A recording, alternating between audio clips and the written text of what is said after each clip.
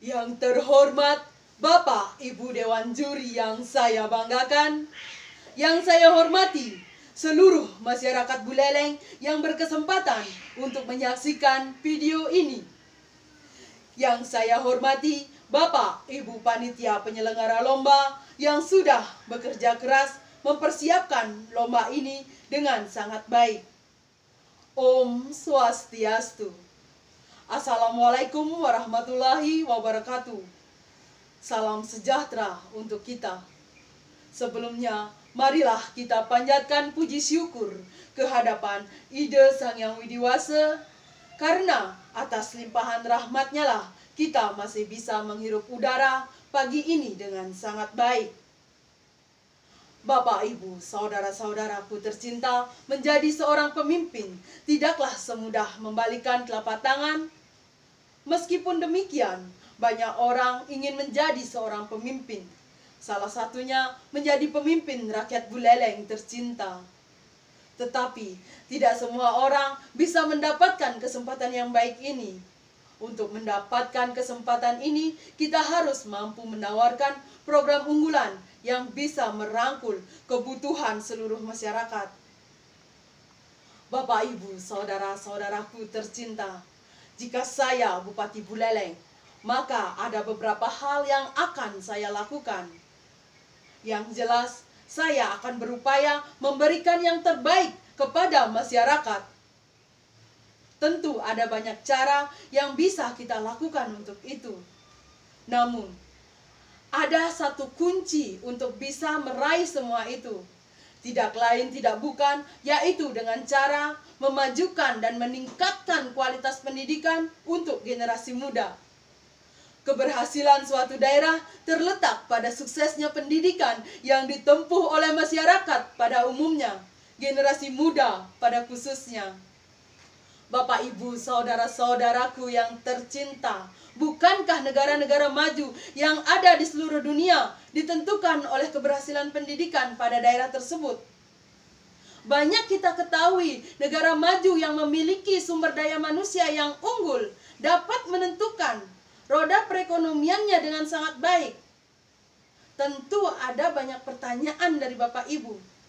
Apa yang akan kita lakukan untuk sampai pada situasi demikian? Bagaimana caranya untuk ke sana? Kapan kita akan memulainya? Dan tentu dari mana kita akan melangkah untuk menuju ke sana? Tentu pertanyaan-pertanyaan semacam itu akan timbul dari benak Bapak Ibu. Bapak, Ibu, saudara-saudaraku yang tercinta, jika saya Bupati Buleleng, saya akan memulainya dengan cara meningkatkan kesejahteraan pendidik kita. Mengapa demikian? Dengan sejahteranya pendidik kita, beliau akan fokus pada tugas utamanya yang beliau emban, yaitu memajukan pendidikan dan mencetak generasi unggul. Mengapa saya mengatakan demikian? Karena seperti yang kita ketahui, banyak sekali pendidik kita hidupnya masih jauh dari kata layak.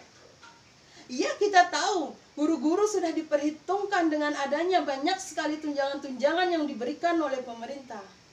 Tetapi perlu Bapak Ibu ketahui, itu hanya untuk guru-guru yang berstatus ASN dan bersertifikat pendidik. Lalu pertanyaannya, bagaimana dengan pendidik kita yang masih berstatus kontrak dan bahkan masih berstatus sebagai honorer? Gaji kontrak dan honorer yang masih jauh dari kata cukup untuk menghidupi keperluan keluarga. Apa yang bisa dilakukan oleh mereka? Tentu saja ini menjadi beban bagi mereka. Lalu, apakah mereka salah? Tentu saja tidak. Kita juga membutuhkan beliau, membutuhkan jasa-jasa beliau untuk mendidik putra-putri kita tercinta. Maka dari itu, betapa pentingnya mensejahterakan beliau terlebih dahulu, agar dapat melakukan tugas utamanya secara maksimal. Dengan demikian, tentu seorang guru akan menjalankan tugasnya dengan perasaan yang damai. Bapak, Ibu, saudaraku tercinta, betapa pentingnya kesejahteraan mereka. Namun, selain itu, kita juga harus memperhatikan kualitas guru. Dengan demikian, kita akan merekrut guru yang berkualitas untuk menjadi pendidik di sekolah kita. Selain itu, kita juga harus memperhatikan fasilitas belajar yang dapat menunjang pendidikan di sekolah. Sarana dan prasarana sekolah yang mendukung juga akan memberikan dampak yang baik untuk keberlangsungan pendidikan di sekolah.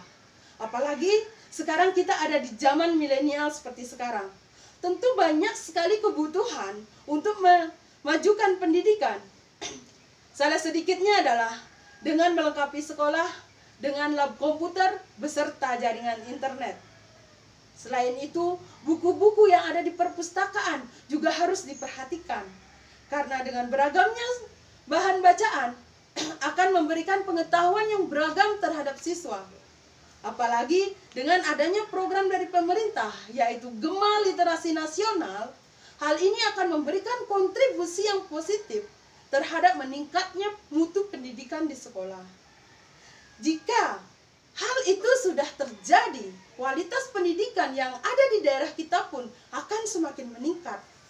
Dengan meningkatnya kualitas pendidikan, akan meningkatnya juga kreativitas dan daya saing yang sehat antar generasi untuk meningkatkan kualitas hidupnya di masyarakat. Tanpa kita paksa pun, pertumbuhan perekonomian di daerah kita akan semakin maju. Lahan-lahan pekerjaan akan dibuka oleh para pengusaha muda dari daerah kita sendiri.